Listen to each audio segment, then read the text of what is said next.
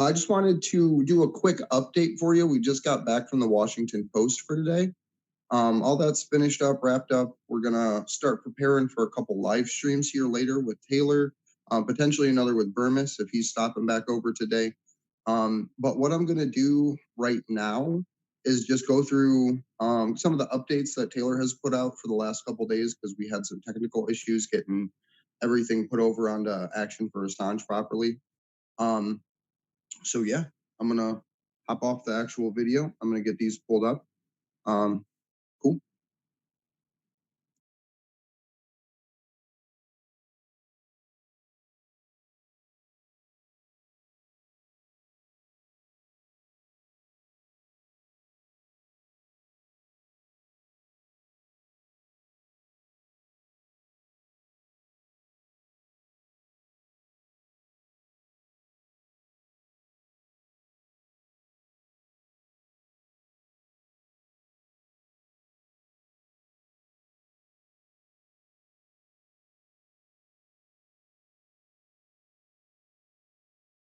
Look at you all.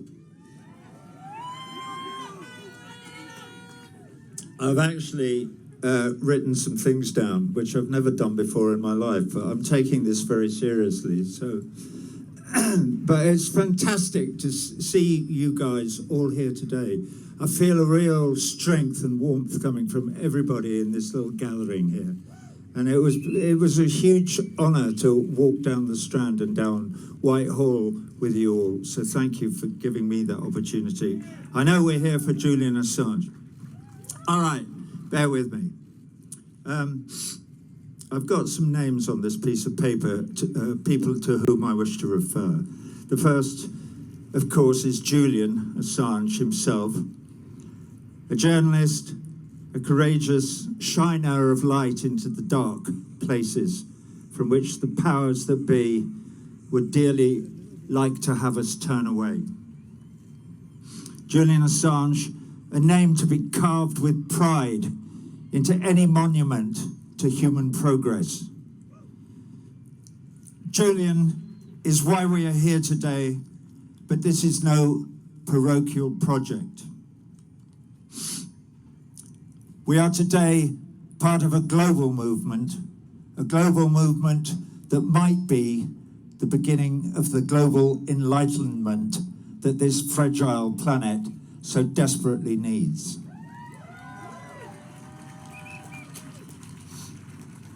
Okay, second name, sent to me by my good friend Vijay Prashad. I was just talking to Tariq Ali down here, who's also a good friend of Vijay's. Anyway, this is a young man none of us know. His name is, I suspect, his name is Amir Aziz, and he is a young poet and activist in Delhi. He's involved in the fight against Modi and his fascist, racist citizenship law. I'll read a little bit of one of his poems. Amir says, "Everything will be remembered. Kill us, we will become ghosts and write of your killings with all the evidence. You write jokes in court, we will write justice on the walls. We will speak so loudly that even the deaf will hear. We will write so clearly that even the blind will read. You write injustice on the earth. We will write revolution in the sky."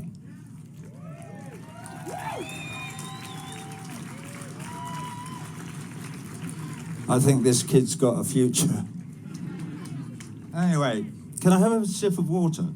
Thank you. Take this outpouring of the human spirit from India is taking place in a time of revolt when the fetters of propriety are set aside. Thank you so much. Christ, it looks like it's going to bite my nose.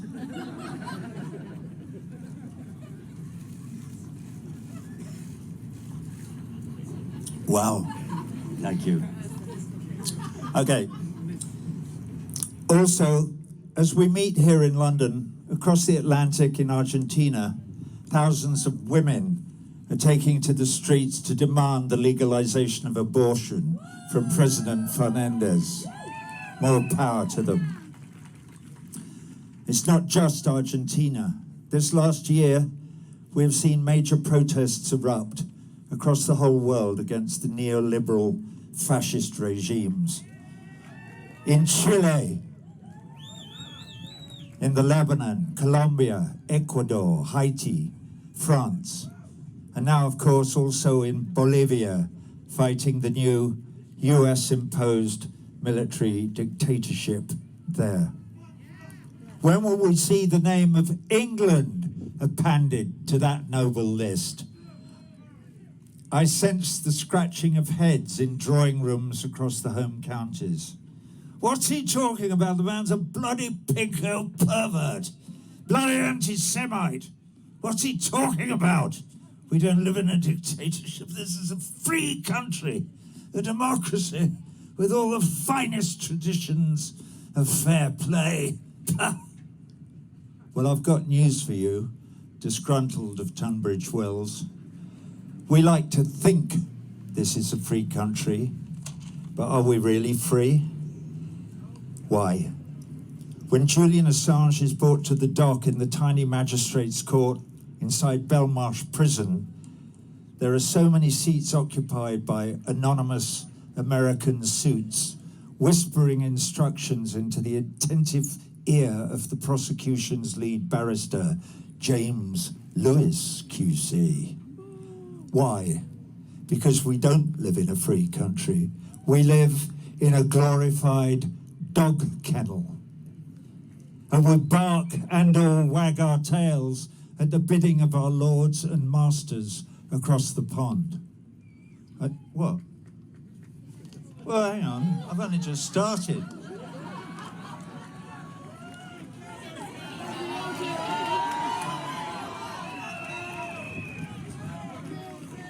Okay, I'll read a bit more. By popular demand. I stand here today in front of the Mother of Parliaments, and there she stands, blushing in all her embarrassment. And just upstream from here is, anyway, there's all kinds of stuff about Runnymede and Magna Carta and habeas corpus and blah, blah, blah, blah, blah, blah.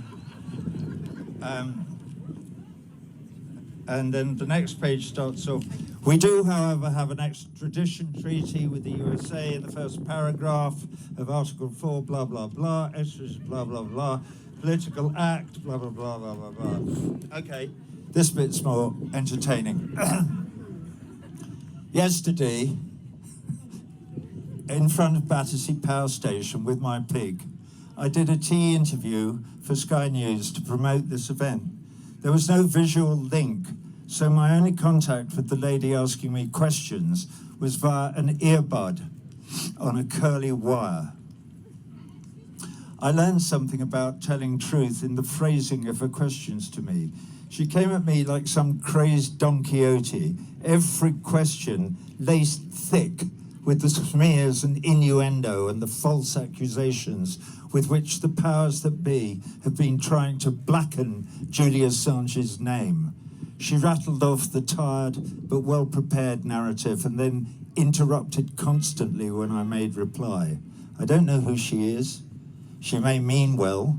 If she does, my advice to her would be to stop drinking the Kool-Aid, and if she actually gives a fig for her chosen profession, get her sorry ass down here and join us. I've nearly finished. Okay. So, England. I call upon our Prime Minister, Boris Johnson, to declare his colours. Does he support the spirit of Magna Carta, democracy, freedom, fair play, free speech, and especially the freedom of the press? If the answer to these questions is yes, then come on, Prime Minister! Be the British bulldog that you would have us all believe you are. Stand up to the bluster of American hegemony. Call off this show trial, this charade, this kangaroo court. The evidence before the court is incontrovertible.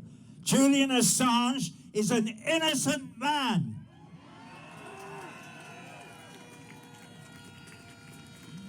Okay, I've nearly done. Blah, blah, blah, blah, blah. Call on you to free him today, blah, blah, blah. Okay. I cannot leave this stage without mention of Chelsea Manning,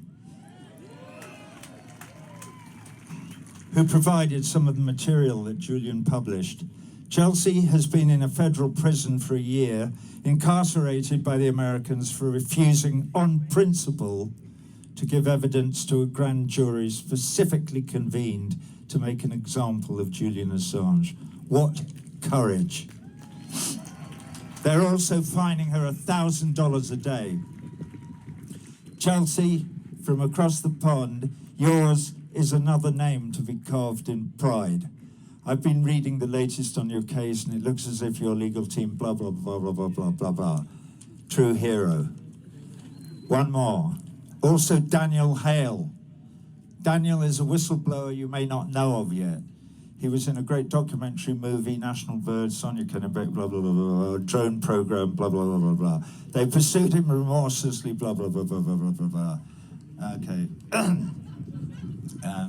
Oh yeah, I like this bit, hang on. Daniels is another name to be carved in pride.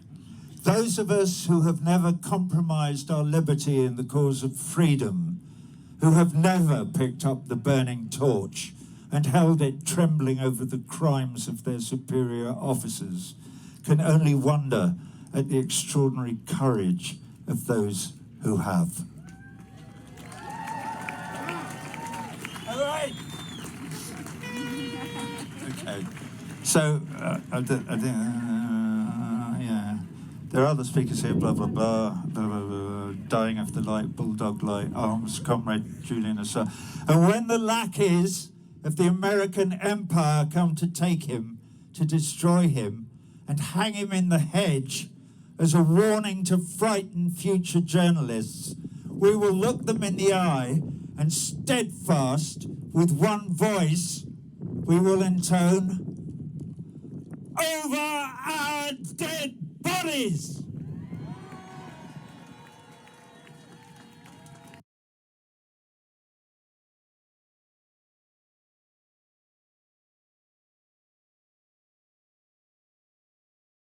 After spending just about a year talking about this particular prison. Of course, this is where Julian Assange is being held. Right now, I am in London, of course, and it is about 3:30 p.m.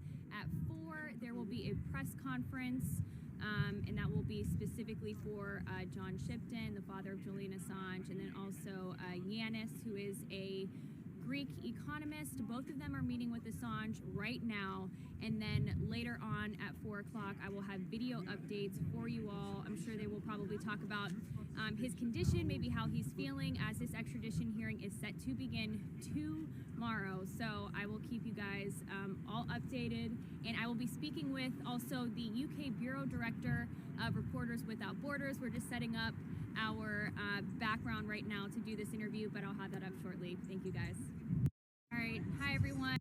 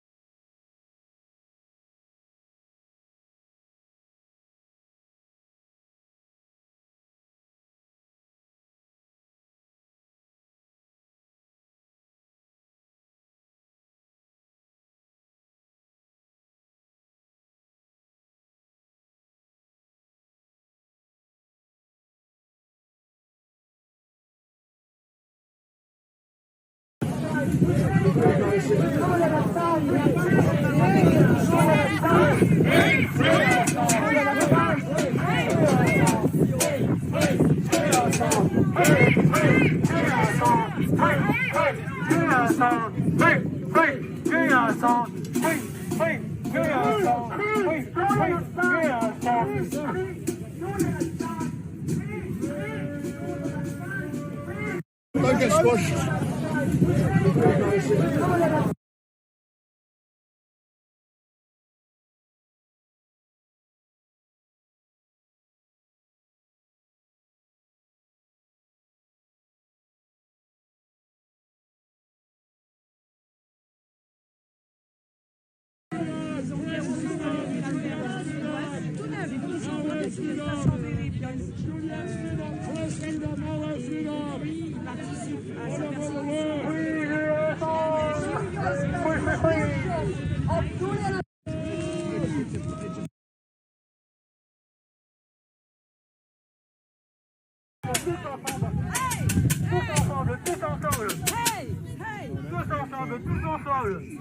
Et on y va là. On est chaud.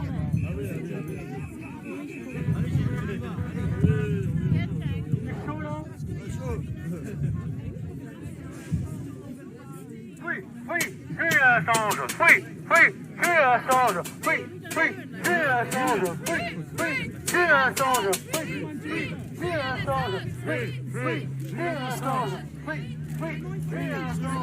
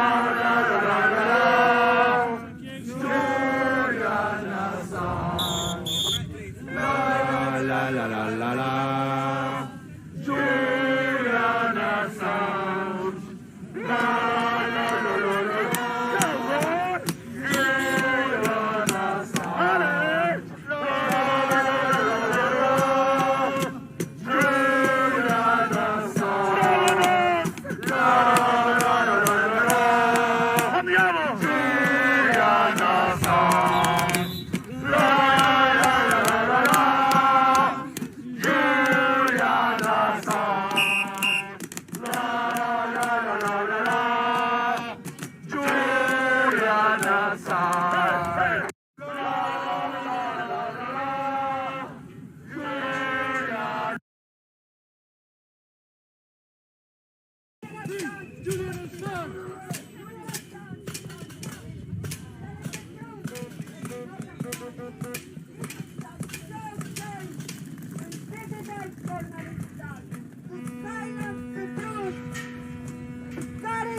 Contagious, and we will fight to win, or our children will be next. The brutal persecution of Julian Assange. Julian's freedom is your press freedom! Report the truth!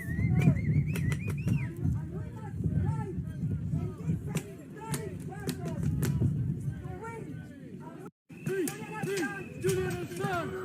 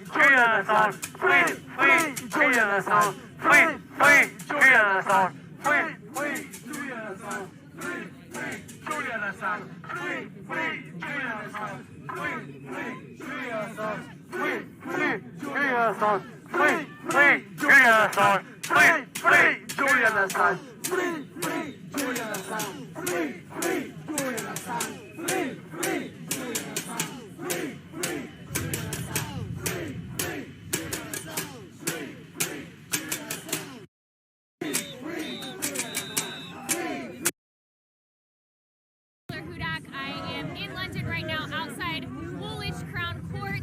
Obviously today is the first day of Julian Assange's full extradition hearing. There is a lot of support for Julian right now outside the court and outside Belmarsh prison. The French Yellow Vests are here right now. They've been chanting no extradition, free, free Julian Assange, and also have been singing songs.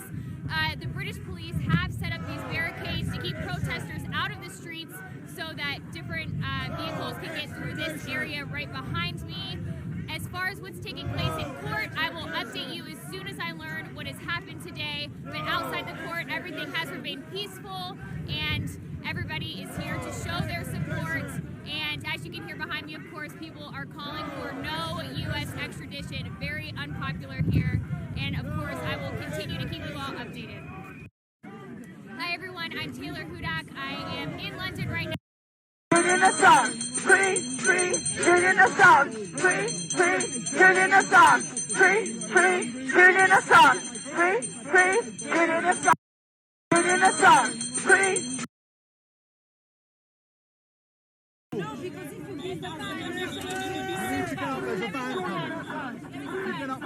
Julian Assange. Julian Assange. On va se mettre sur le côté. Julian Assange. Julian Assange. It's not me she did, it's the Pope.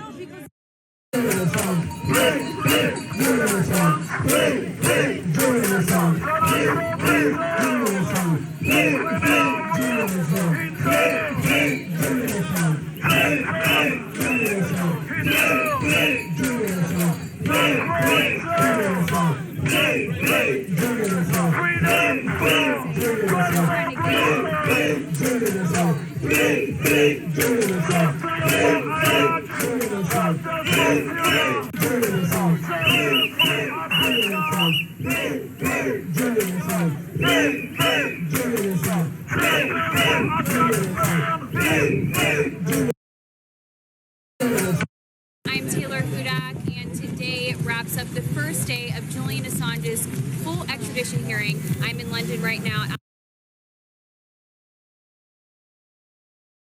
where Julian Assange appeared earlier today. The prosecution is claiming that WikiLeaks revelations could have potentially led to people being hurt or being targeted. However, at the same time, they failed to prove that anybody has been hurt or died as a result of WikiLeaks revelations. The defense, on the other hand, is arguing that this is a political case and that Julian Assange is being extradited for political purposes.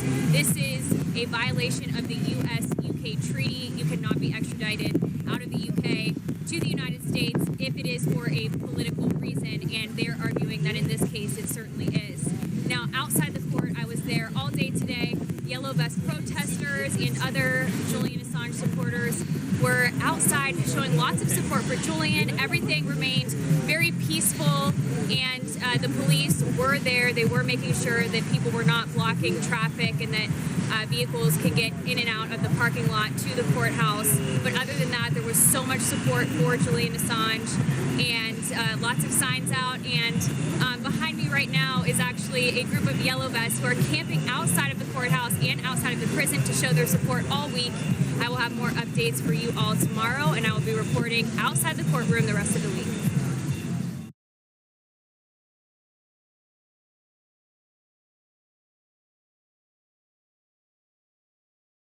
I think the yellow vest give a lot of energy and give the possibility to spread in different countries a lot of protestation. Because we can see what happened the last time we were there, when the English was waiting for us. When we arrived, they are all in yellow vest, and yesterday Saturday, before the march, there was a lady in front of the Australian Embassy who was given yellow vest to the people. So something is going, maybe the movement is transforming in French, because we are killed from the government, and it's really hard to keep going, you know, because there are a lot of violence, a lot, it's incredible. But the movement there is a transformation, and very, very nice, because it's spread everywhere. And that's in Australia, the last time we make a live in direct, and there was all in yellow vest for Julian Assange, but all in yellow vest, and that's very, very nice to see. It's like something. It's like a plant, you know. On a mis une semence, and it's growing. And we hope this energy can help Julian Assange in this incredible experience. Experience, you know, the word mean X going outside, variance, pericolo, danger. So he's really makes the experience of experience. Hi everyone, Taylor Hudak here, reporting to you outside Woolwich Crown Court in London. Today is day 2 of Julian Assange's full extradition hearing.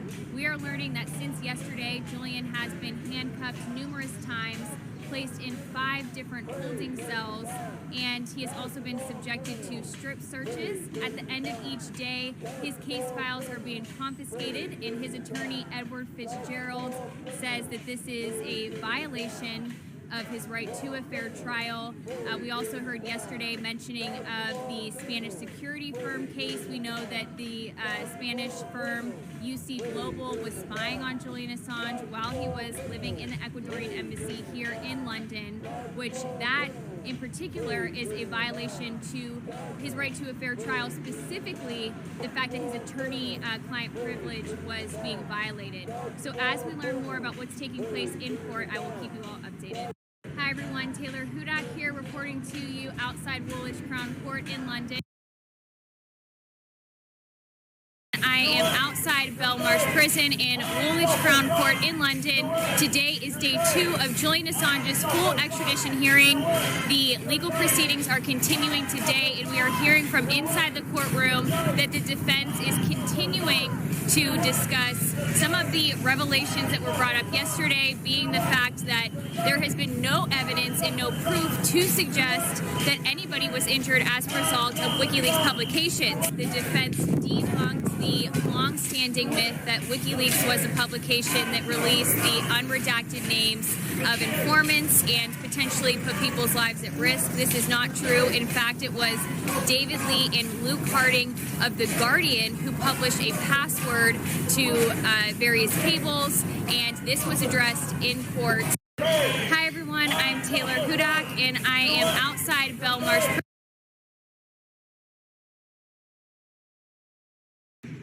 While he was there running WikiLeaks. You know what's the most important thing he did for me and my friends, my small circle of friends, and my international community through to my television program? You know what Julian Assange did in WikiLeaks? He told us, he informed us that we're not crazy. We all have these ideas out there, you know, trying to connect the dots. And then, you know, and there are people out there trolling on the internet, trying to give disinformation, fake news, okay? And then you read the cables, then you read the emails, and you know what? It's like, it's true, it's all true. And they gave us the details to connect all of those dots. That's why he's on trial right now, because he exposed the truth. Well, he was great set of different political stripes, but united in solidarity with prisoner number A9379AY, the world historic figure, Julian Assange.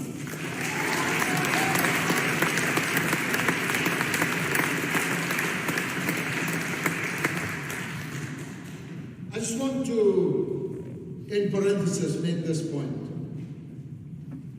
I said the Honourable Craig Murray. All of the speakers are honourable.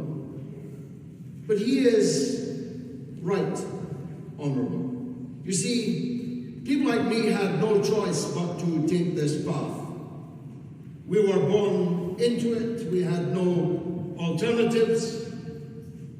The struggle against imperialism was the only choice that we had. But Craig Murray had a glittering career in the British Foreign Office, Her Majesty's ambassador to Uzbekistan, and he threw it all away because he stood up for justice against torture, against disappearances, against political repression.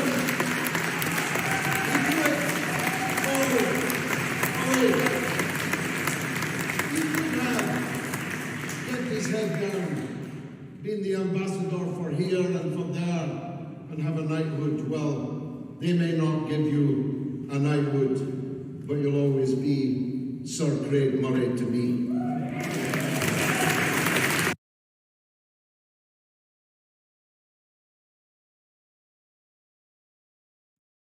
Hey, I just wanted to thank everybody for, sorry.